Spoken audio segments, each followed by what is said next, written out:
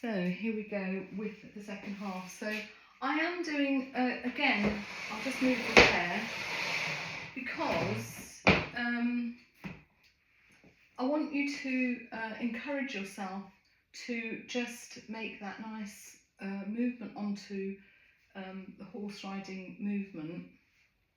So if you want to just have the chair there while you do the movements, that will be good. So we're starting off with the, sorry, I'm moving the chair slightly, I don't have enough room. So with that in mind, oh, got some more people now. Christine, lovely, okay, good. So here we go. Badwa Jin, and we just for a moment just imagine ourselves as part of this very intricate and elaborate brocade,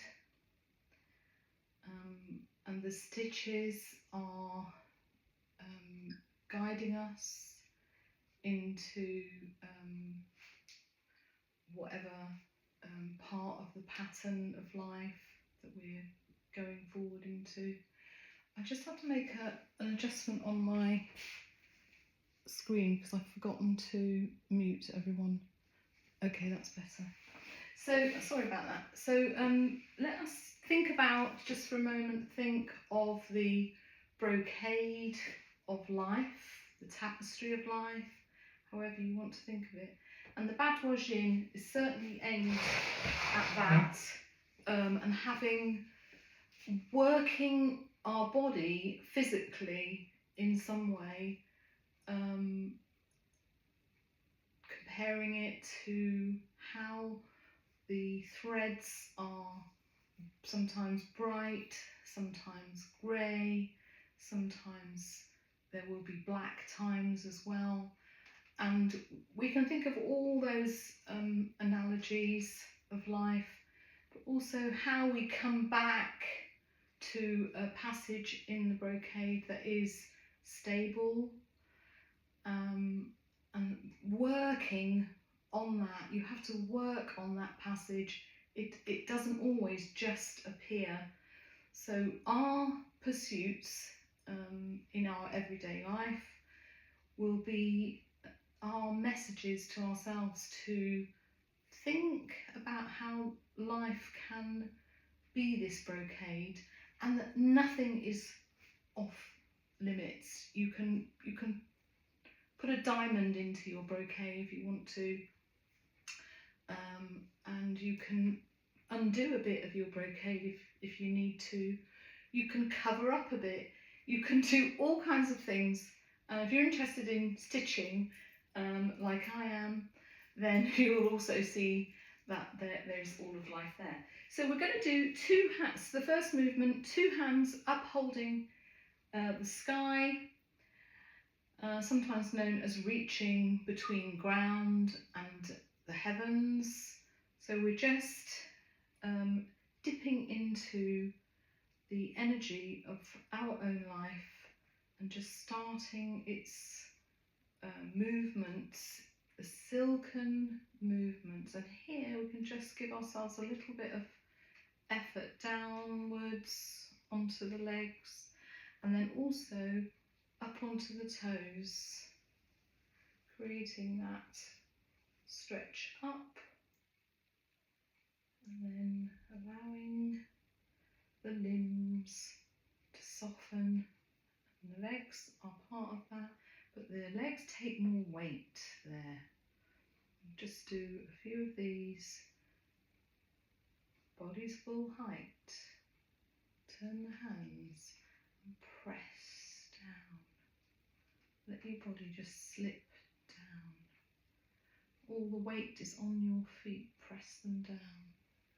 And then lifting and joining yourself in the sphere on this brocade. Toes on your toes. And then let that all just evaporate down. And you can go down a little bit as well. The third one, striding, so nice and silken, the movements are soft, the breath silent and slender. Up onto your toes, or just press down onto the fronts of your feet, or wiggle your toes. And joining your being in between the heavens and earth, or the universe. Pulling the bow. Next movement, number 2, pulling the bow as if to shoot, so you can come a bit wider. And here again, the chair is going to help support your thoughts. That if you did need to, if you had gone too far in your efforts, that you have the chair behind you to support you. Because all the time that we, are doing these exercises, there is a physical aspect to this which is important. I quite often go off into all the sort of philosophical ideas, but the physical aspects are where we start, and that is how many things in life start with this physical act, and then they become something else, and the emotions deepen, or you lose the emotions, or whatever it is that's happening. So here's the second movement, pulling the bow as if to shoot the eagle. Lifting up a weight like a balloon, it's very light. Make a soft fist with the right hand and draw it in to this position. And as the body weight goes down and you look out over the outstretched bow, if you like, and then you pull the bow, stretch the bow there and return it before coming back, encompassing in that energy and bringing it back. So we're going to do one on the other side as well now. So lifting this ball and letting the weight come down. Left hand becomes soft around the fist and into, and we look out over our outstretched right hand, and then we move to pull the bow and arrow, move our shoulder blades. And when we've done that, we can come back into the movement. Third movement, the crane spreads its wings.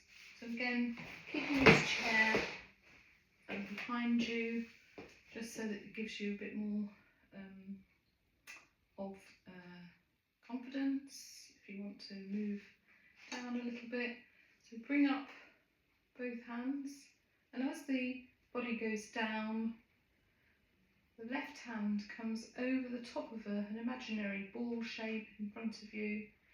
The left hand carries on moving up, the right hand supporting the weight. And then the end of the movement, which is the crane spreading its wings all the way behind you, and back to Wuji, or horse riding. Breathing in, embracing the ball, body weight is upright. Let the right hand continue over the top of this shape, and let the body sink down into a more sunk position, separating the hands, palms facing up and down, and ending the movement, crane spreading its wings. Back to Wuji. Come back into a more upright stance. And looking forwards and back, looking backwards. So both hands coming up in front of us. And then we turn them over. And we're going to outstretch them, and we're going to look as we sink. We're going to look over our left hand as much much as we can. Breathing out, breathing in. Bring the hands together. Turn the palms over. Press the energy to earth. On the other side, bring the hands up. Turn them over. Sink the body. Expand the arms. And looking over the outstretched right arm now. Bringing the body up to full height as you close back. Breathing in, turn the palms over, breathe out, sink again, sink down. Left and right swing. So this is done in a more open stance or horse riding stance. And we swing to the left, which is like a bend forward. Swing to the left, rotate and come back. Swing to the right. And trying to think about how fluid our hips feel at this time. So we've warmed up the hips quite a lot today, so you might want to have a go. I think you know if you can't do this movement, you know what you should be doing. So we're doing 3 on each side. I think that was 3 on the right. And the up and down stretch, which we did at the beginning for warming up, but we do it more in the sequence now. So we lift a small ball in front of us to above our heads, and then breathing in. Breathing out, take that ball back. So you're stretching your hips forwards. A nice stretch there, then upright. Now this time we're going to put the ball onto the table, imaginary table in front of us. And there you can keep your legs straight if you want to. But if you want to go a bit further and you want to take the ball down to the ground, you can bend your knees or whatever it takes to take the ball down. I've got the support and confidence of having the chair behind me, so I can feel that I've done that movement a little bit easier. Do another one of those. So an up and down stretch. Breathing in, bring the ball above the head. Breathing out. Breathe in. Stretch up. Breathe out. Little bit back. Stretch back. Breathe in. Body to full height. Breathe out. Onto the table. As far down as you want to. If you want to take that ball down, just see how far you can go, and then bend your knees to aid you there. Hold that down there, and lift the ball up through the centre part of the body, just gradually unfurling the spine, and settle. So we need to allow a few seconds for all of the fluid in your head especially to settle there. Diagonal knock. Sorry. Diagonal knock. In a wide stance.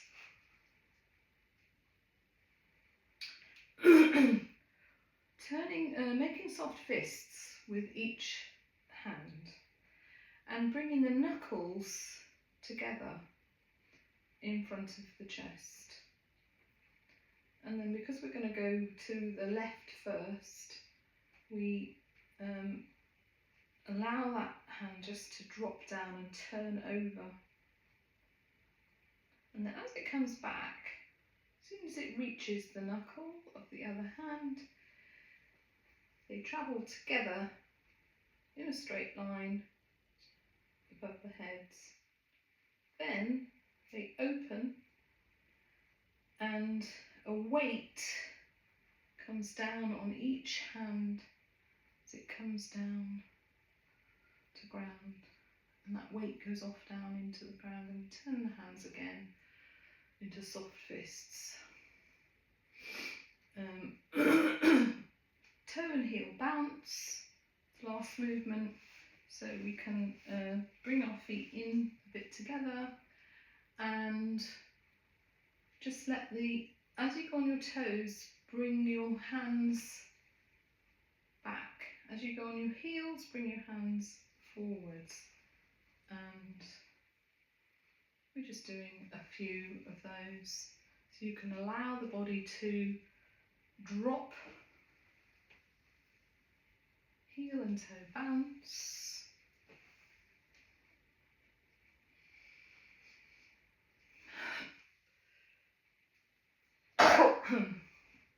And then we have it. So we've done the whole of the Bad Wajin. I didn't do many repetitions of each one because I thought, oh, you can go back over and do it as a sequence or learn some things that you may not have done.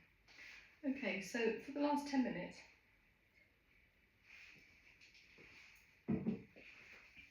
we will do the sequence that we've been learning from Tai Chi 16 from I probably don't need the chair. So come to the front of your space, and if you've got somewhere to move back 6 little paces, that's great. If you haven't, you'll have to make those very tiny little movements, just a quarter of a step or half a step. So a half step would be just placing, sorry, I'll do it from the side. So a half step would be just placing the foot behind the other foot. A whole step would be like a width away. So we do a half step in this one, and then we lift the leg up, the opposite leg up in the sequence. So from the front of your space, let the weight, sorry, can you see me, or hopefully you can see me, I've moved, yeah. So the weight goes down onto the right foot, and we make a step into bow stance because we are sort of artificially coming in halfway through. And we make apparent close-up, turn everything to the right and close that movement. Let all the weight go to the left and bring some grain up to, oh sorry, I always do that wrong, I don't know why. So bring all the weight to the right and make the beak first. Then take the weight to the left. Go into the basket of grain and bring your grain up with your leg into a high stance. Then allow that to all drop down by changing the weight. And your heel can drop down as well, or just your toe, so you slide out. As you slide out, you stop the traffic. I'll just move around a bit. You stop the traffic over there, and the weight is all on the left side. Bringing the right foot in now, we make the loop. We strum down the loop and let the weight shift down. I'm conscious I've stepped out of the zone, so I'm coming back, and you can see me there. And this is where we do repulse monkey. So all the weight onto the left, open on the right hand side, and shifting the weight back as the hand comes into the ear, lift left leg and half step back, press forward, repulse monkey. Opening to the left, as the back hand comes into the ear, lift right leg and shifting weight back. So you can see I'm sort of moving my feet to help me to make this travelling step. As we go back, sort of sliding around.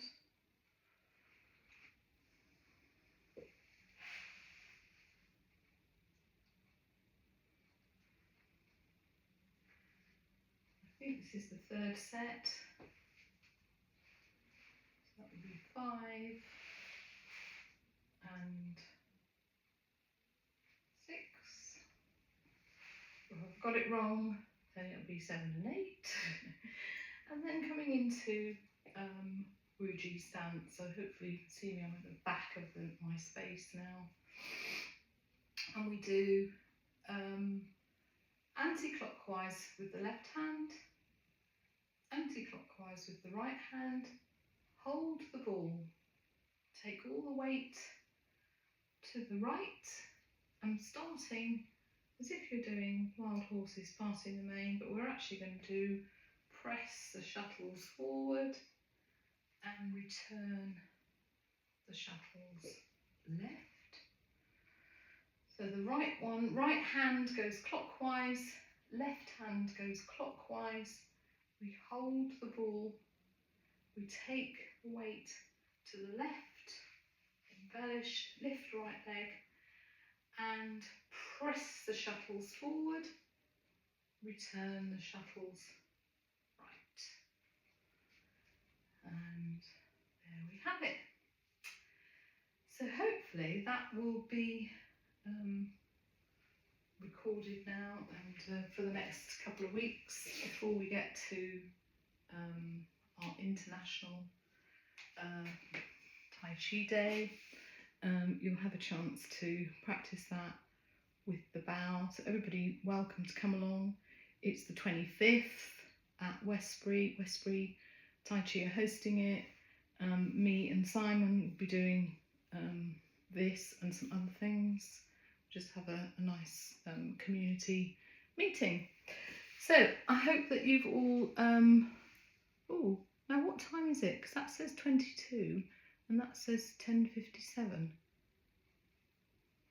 I think that means that we've got a few more minutes. I hope so. Anyway, if you're there, we'll do it. We'll do something else. Okay, let us do emotional stability.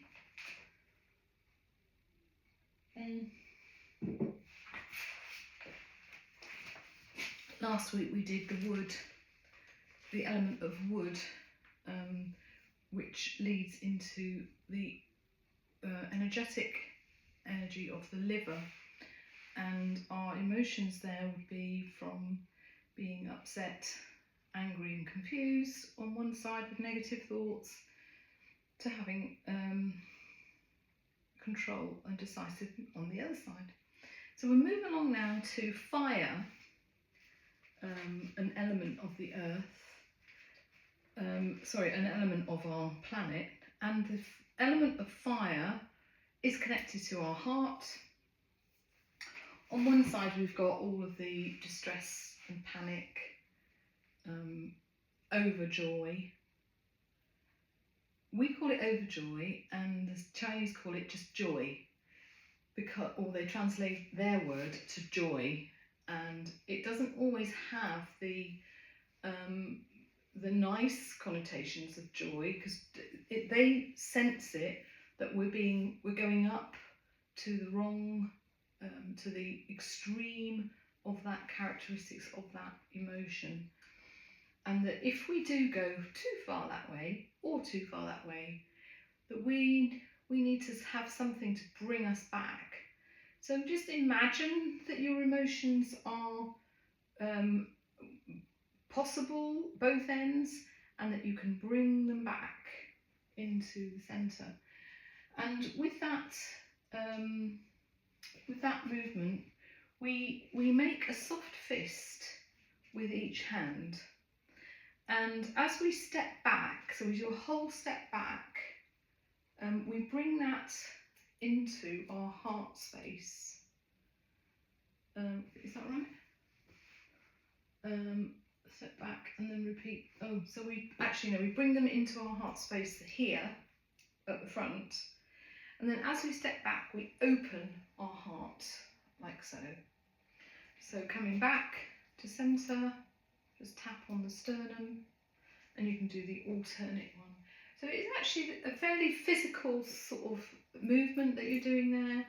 So as well as working on our heart and fire energy, we can physically make some good progress for our lung capacity. Lung leads into heart, and certainly our knee health will be helped by that.